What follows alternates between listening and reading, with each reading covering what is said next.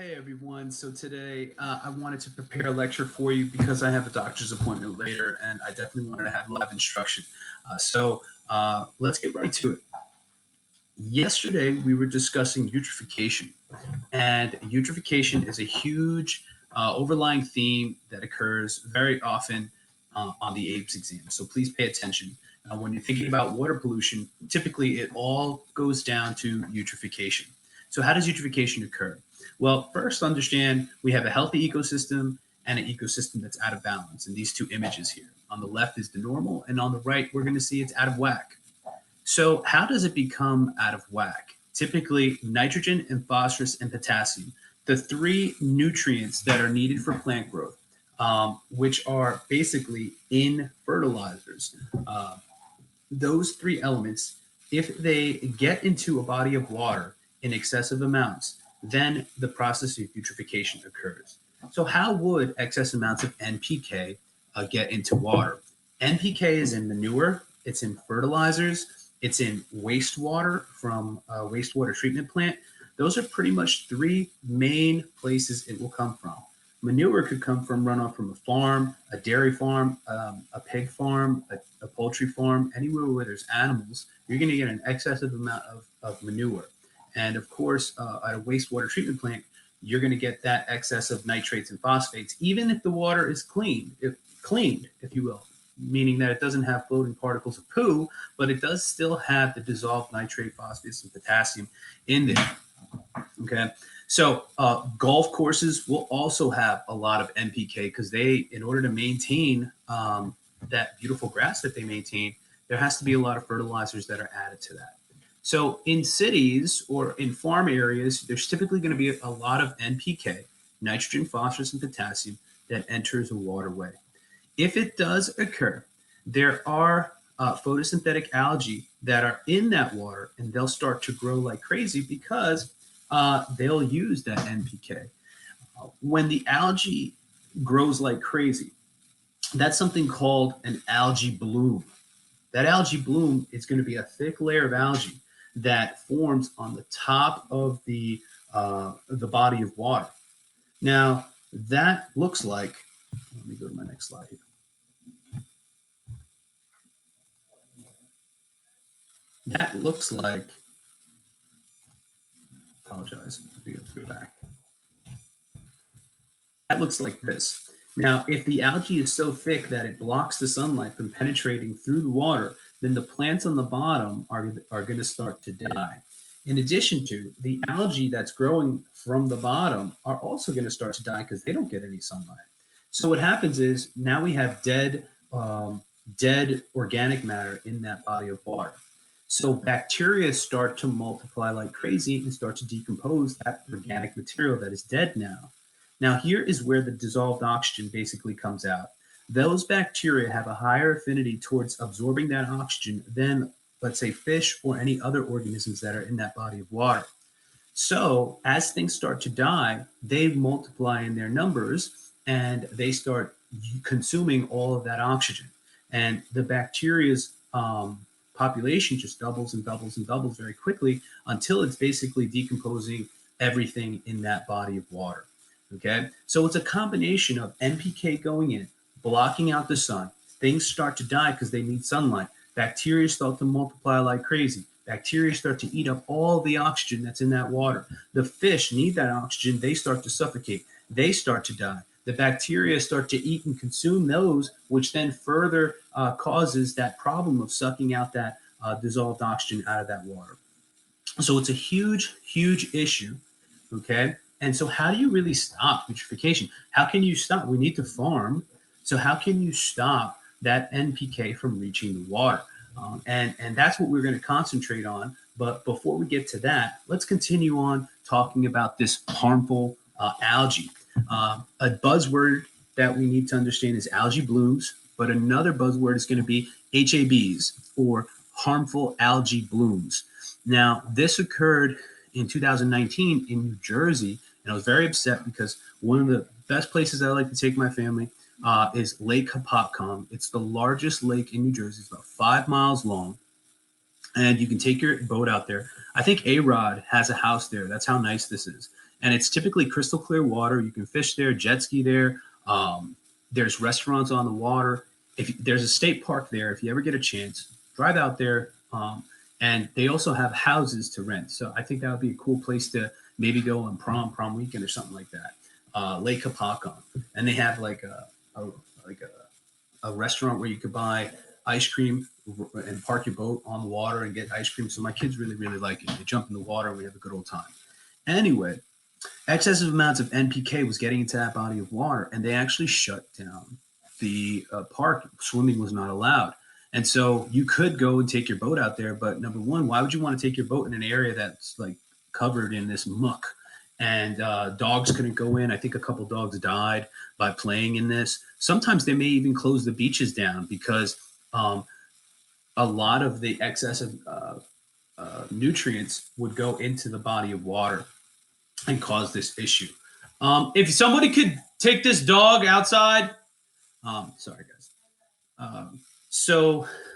This is a thing. Remember when we were talking about the slide in regards to the hypoxic zone down here? Here in this hypoxic zone, this occurs in the Gulf of Mexico because excess nutrients are going there. So eventually this will occur. This is eutrophication. Hopefully you understand eutrophication at this point. So on our AP exam, sometimes here's the problem. How do you fix the problem? Well, algae is the plant that's going to absorb excessive amounts of NPK. And we know now water flows from upstream to downstream. So if we know that water is going to go eventually into the river, stream, lake, ocean, we can try to absorb that NPK before it goes into the water. So what we could do, and here's another buzzword, you can build areas to block and absorb the NPK before it goes into the water. And things that do that are infamous that do that naturally are called wetlands. Wetlands are going to be these areas that commonly flood, but they're a bunch of plants or even a forest. A forest would absorb most of that NPK before it could go into a body of water. So, but what we could learn from this is that if we have a wastewater treatment plant, and we have one in Sayreville, before we just release this water out into an ecosystem, perhaps we can put it in a wetland. The wetland will act as a buffer to absorb that NPK before that NPK goes into the water. All right? Okay. Hopefully you understand what eutrophication means. If you don't, there's plenty of videos online. Understand that it is a situation, and it's something that we need to take care of. In this example of Lake Hopatcong, this affected ecotourism, and that was in 2019, right? So a lot of the restaurants lost a lot of money because no one really goes to Lake Hopatcong except the summertime, because in the wintertime it's too cold. I mean, you could go fishing, but not a lot of people are going to the restaurants and things like that. Economically speaking, they were almost crippled. So you would think that by 2020 that their business would have returned. 2020 came, and then COVID struck. So I'm interested to see what's going to happen this summer if those restaurants were able to succeed. But the term that I'm getting towards is ecotourism. So people like to go to the lake. Why do they like to go to the lake? Because they can go see these magnificent fish, the beautiful trees, the wonderful water, and that's ecotourism. And that's a way to make money off of your ecosystem. And if you could balance ecotourism with an environmental, keeping environments clean, then that will be an issue. Another thing that you could do to try to clean this situation up is reduce your use of fertilizers. I think we were talking about before my lawn. My lawn is very natural versus my neighbor's lawn, who's very not natural. We could say synthetic, if you will. And I don't put fertilizer on my lawn. He does.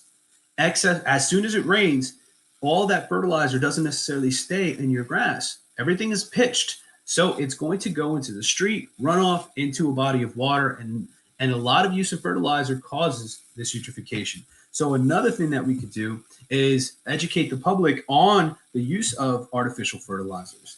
And I'm going to say artificial fertilizers, not necessarily organic fertilizers. Manure tends to not just flow and dissolve in water very readily as these chemical pellets do, or synthetic pellets when you're putting on there.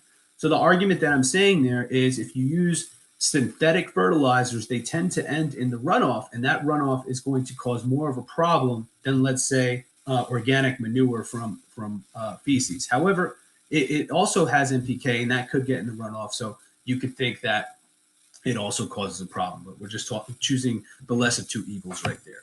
All right. Now, another thing that we need to understand is something called BOD, aka biological oxygen demand. Can someone get Biggs? He's barking outside. I really apologize, everybody. So BOD stands for biochemical oxygen demand. All right. And this is going to be a measurement of how many microbes there are in the water. It's kind of weird. And just follow me here. All right. First, you need to understand that dissolved oxygen and BOD, they're kind of opposites of each other. When one is up, the other one is down. When this one goes down, this one goes up, and vice versa. We can see that this diagram here shows dissolved oxygen black and BOD in red. When dissolved oxygen is high, BOD is low. So in dissolved oxygen is high, it means there's a lot of DO in the water. It's a beautiful situation. That means there's not that many microbes in the water that are demanding that oxygen. Okay. Now, something happens in this area right here. You see this pipe over here is actually dropping some sewage into a body of water. So now we have a lot of organic material, aka NPK, that is going into a body of water. The microbes are now going to demand a lot of oxygen because they're going to start going to work and try to decompose that organic material. So what happens is they are demanding more oxygen. They're using a lot more oxygen. They're reproducing in their numbers. This causes the DO to decrease, and now you have this actually sinking. As you get further and further away from the source, you see that the BOD starts to fall. You can think of it as getting diluted, and the DO then returns. Now, in this area right here, you don't see any fish at all. If you do see fish, you do see catfish, which tend to live in mucky-to-muck water, but you don't see fish like trout or bass or fish that would typically live in cleaner water. Right? Now, I said something big there. I don't know if you absorbed that, but just by looking at a place, you can determine what type of water is there. For instance, if you walked into my house right now, you saw 5 rats and a bunch of cockroaches in my house. You may say that, you know what, my house might not be the cleanest house on the block, okay? Because those rats and cockroaches are indicating that perhaps there's garbage on the floor that they're eating and they're consuming and they're living, right? Catfish, they could live in clean water, but they could also tolerate very poor water. So there are strong species in that aspect where they can tolerate poor quality water. If catfish is the only fish that you see and you're catching, that means that that water is perhaps not as clean as it should be. Trout, on the other hand, need very, very clean water. Trout used to be all over New Jersey. Unfortunately, they're not there anymore. Some areas are getting stocked with trout, and hopefully that their wild species can reproduce on their own. But currently, right now, we just stock them. And when I'm saying stock them, they're bred somewhere, and then they're put into a body of water. They don't necessarily reproduce. They're basically caught, and then someone eats them, or they'll die and become part of that ecosystem. But they're put into an area in order for people to catch them. We hope that they'll start reproducing on their own. Unfortunately, it hasn't been that successful around New Jersey. If you do know a good trout spot, please let me know. I do remember catching trout in New Hampshire, though, and just seeing them. You just see them in like clear water and small little streams. They like that clear moving water, and it's a beautiful situation. Anyway, I got off topic here. BOD. Dissolved oxygen goes down as BOD goes up because they're eating poop. Think of this, like as soon as this sewage is going in, the bacteria is multiplying like crazy to eat the organic material, eat the poop. They're going to eat as much poop as they can, but when all the poop is gone, then they're pretty much, you know what, going to die. So as they have eaten all of the poop, that's when the water basically starts to get cleaner, and the dissolved oxygen will go back up. How can you test this as a WQI in the laboratory? Well, this is what you do. You get a body of water, and let's say we take a sample right here. Boom. We take the DO, and let's say the DO is 7. Boom. Okay. Then I'm going to put it in a closet. I'm going to cover it with aluminum foil, block out all the sun, and I'm going to put it in a closet, make sure that there's no air on top of the bottle. And I'm going to wait 5 days. And after 5 days, I'm going to test the DO again. If the DO was originally 7, but now went down to 1, then that means that that bottle has lost 6 parts per million of dissolved oxygen. That means there's a lot of microbes in the water that are absorbing all of that oxygen. Okay, so that would give me a high BOD reading. The opposite could also occur. If it was 7 parts per million, and then 5 days later it was still 7 parts per million, that means there's hardly any microbes in the water, and therefore, the water is relatively clean, and that would be reflected in calculating the WQI. All right. Hopefully, you understood what I was just talking about. This is BOD, and enjoy. Let's keep going. All right.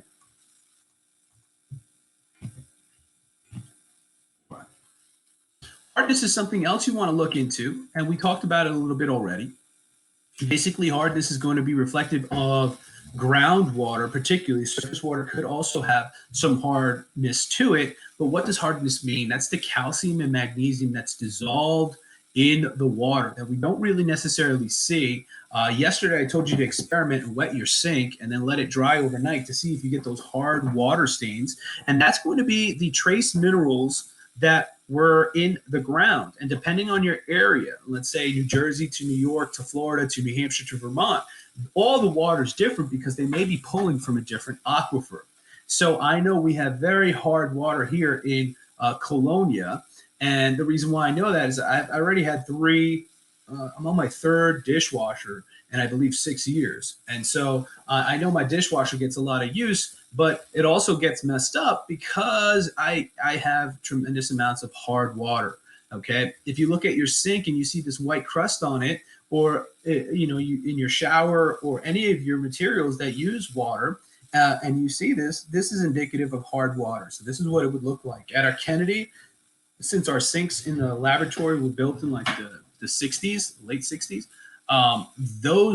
they have like white crust on them. And you can't even scratch it off. It's just very, very hard, almost like crystals that are forming on them. Okay, so hardness is something else that you would take into consideration when you're thinking of or calculating the WQI. Fun fact is that, how this residue leaves here. There could be residues left on plants and crops also if you're always irrigating, aka watering, with groundwater. And that's going to produce hardness as well. All right. So just understand hardness is, a term used to describe the minerals in groundwater. All right. It can clog pipes and basically shrink your lifespan on appliances.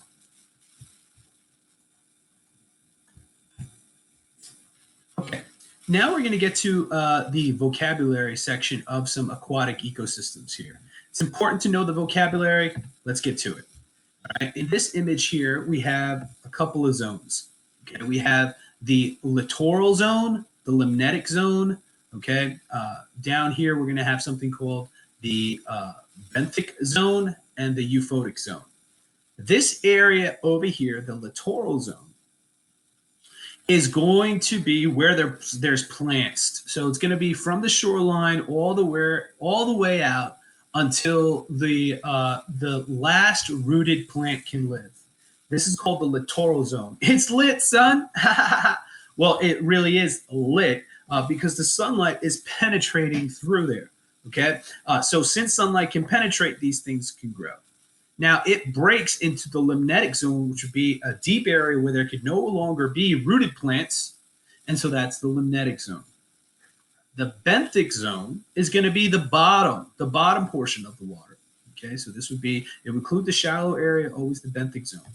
In the benthic zone, typically your clams are going to live, your crabs are going to live, your mollusks are going to live. This is going to be your benthic zone. The euphotic zone is going to be that area in open ocean in the limnetic zone that has sunlight. So here it is still light. All right, there's still light over here. Now, very quickly, I'll tell you in relevance to dissolved oxygen, In dissolved oxygen, oxygen is a gas, so it is always, and it dissolves from the air as well. So the most dissolved oxygen is typically going to be closer to the surface. Doesn't mean that there is no dissolved oxygen down here, but there's going to be less dissolved oxygen on the bottom, on the benthos, on the benthic floor. So that's why organisms like clams can live in areas like this. Crabs can live in areas like this. And if you ever wondered why clams could live a very long time out of water, well, they are used to having very low concentrations of oxygen, dissolved oxygen. And sometimes they live in areas that are the intertidal zone. So they have evolved some different adaptations that enable them to do this. Crabs as well. I've seen crabs. I mean, crabs are crazy, man. I remember putting crabs in my freezer maybe 1 or 2 days, and then you defrost them, and then they come back to life. Like this is, a really cool species when you think of it. All right, let's continue. More vocabulary. There's another term called the abyssal zone, and that's going to be way on the bottom. So in what we call the aphotic zone. I think I have another image here.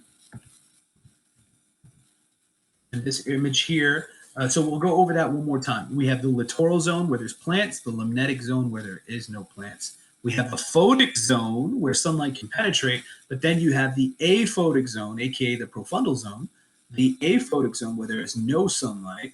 And once again, we have the benthic zone, the bottom here. Okay. Now, if you do live in the aphotic zone, you do probably have evolved to not have eyes, or you use bioluminescence in order to create light because there's no light down there. So since there's no light down there, there can be no photosynthesis. So the organisms that do live in the abyssal zone or on the benthic zone or on the ocean floor bottom, we're talking about it's really, really dark down there. Okay? And so this is a really cool fish. This is a real fish. This is an anglerfish. And an anglerfish has evolved to have this little probe, if you will, with a bulb at the end. It's not a real bulb. And it has bioluminescence and it can create light. And it does that to attract some prey. Now, fun fact is that this is a female. Females are a lot larger than the males. Males are maybe, I would say, perhaps 100 times smaller than the females. You guys could Google and YouTube that later. The way the males are insane, and in this relationship, a male will court a female and attach to her. He'll bite onto her. And then it on the back end over here. And then it will pretty much become absorbed by the female. He will no longer have to eat or anything. He's going to be fed by her blood supply. So he becomes part of her. And for the rest of his life, he becomes a sperm donor to fertilize her eggs. Google it. You think I'm lying? I'm not lying. It's called anglerfish reproduction. Amazing story there. So abyssal zone. All right. Let's continue. Okay. So now we're talking about ocean, and there was this really good film, Finding Nemo, and you had this turtle, and this turtle was going through this migration pattern, and this migration pattern, he was like, come on, man. And I think they go really, really far. I think they got to Australia. How did they move? What is causing this current? The current is being caused by what's called the thermohaline circulation. Okay. And what does that? Hot and cold water. You should know that hot things rise, cold things sink. And the earth is rotating at the same time. So what heats up? Water or even air, the sun. So at the equator, you're typically going to have hot air, which makes hot water. And that hot water is now going to rise. At the poles, all right, north and south, you're going to have colder water because you're getting away from the sun. So now you have this downward pole. The ocean is connected to itself. So because of the irregularities in hot and cold, you have this circulation belt that exists. You also have, it's even further complicated by the concentrations of salt, because concentrations of salt in the ocean can fluctuate the freezing point of water and the boiling point of water. And with that, differences in concentrations in salts, the different temperatures in the water, it causes this beautiful current that is around our planet. All right. Fun fact: there's an article I read or a story that I heard that there were these rubber duckies in an ocean liner, and there was a storm, and a whole container filled of rubber duckies fell out and went into the ocean. And guess where they found the rubber duckies? On every single continent of the planet. They went everywhere. And so this shows proof of that beautiful thermohaline circulation. All right. That's going to make more sense in a minute when we start talking about the last thing we're going to talk about today, which is El Nino and La Nina. Right? El Nino and La Nina. First off, I think, the boys are getting the bad rap here because El Nino stands for the boy in English, and La Nina stands for the girl in Spanish. And the bad one is El Nino. The good one is La Nina. A normal year is what we consider La Nina. And the crazy year, the year that causes so many problems, is going to be El Nino. All right. I'm sorry, I can't shrink my camera. I don't know. I'm going to put it over here. We understand that El Nino and La Nina is what we're talking about right here. Here we have two different images of El Nino and La Nina. Once again, El Nino is the crazy year, and La Nina is the normal year. Okay. It all has to do with the circulation of water and air and the sun.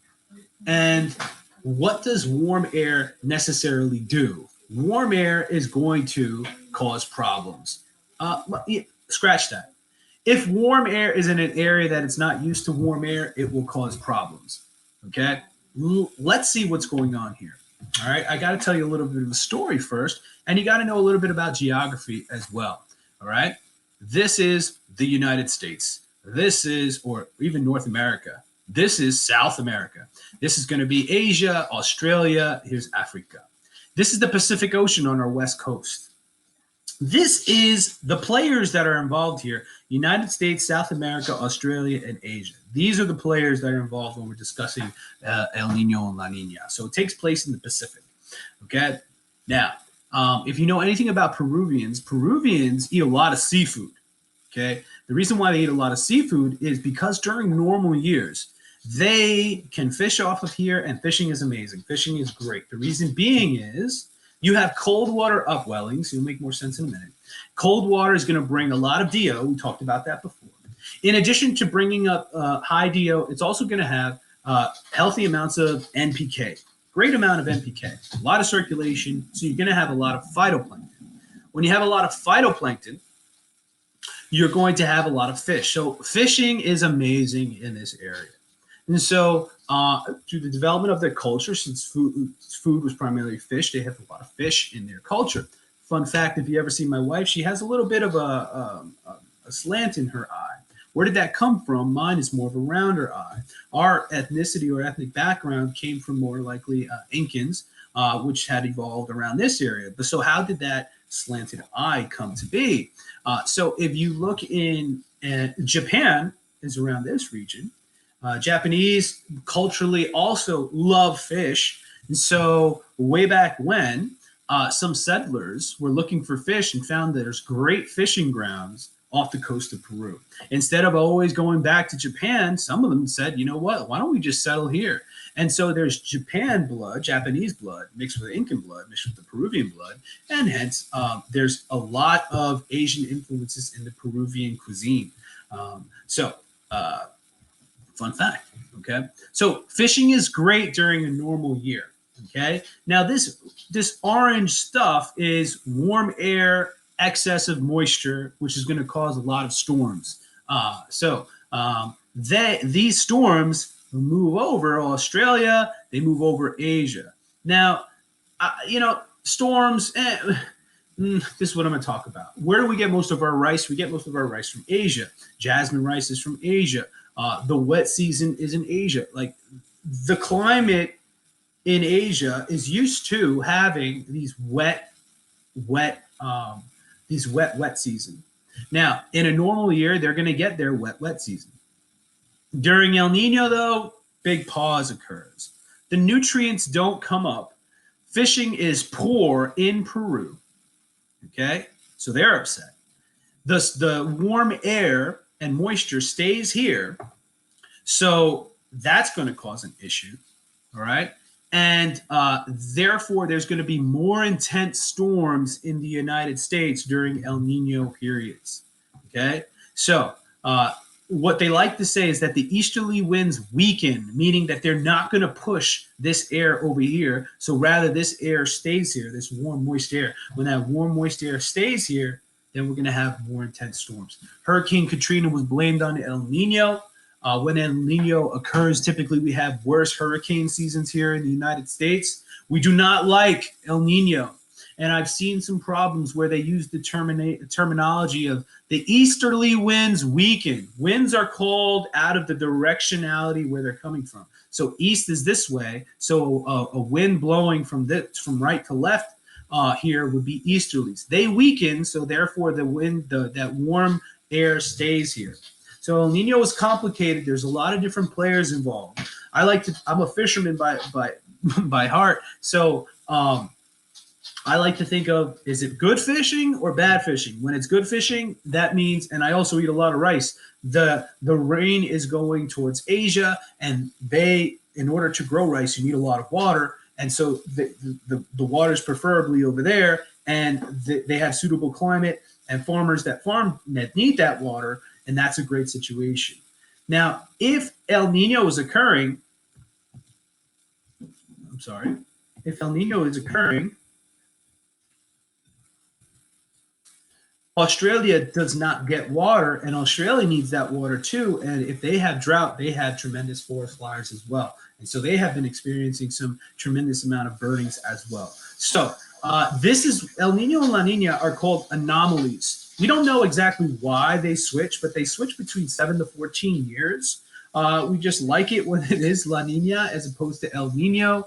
And here's another image of that. El Nino conditions, that warm air and which brings a lot of moisture, is going to stay in the Americas and cause more intense storms. However, during La Nina conditions, that warm air moves over to Asia and Australia. The storms are here. The cold water comes up, and there's great fishing grounds over here. All right. I hope you enjoyed this lecture, guys, and I will see you tomorrow. Bye now.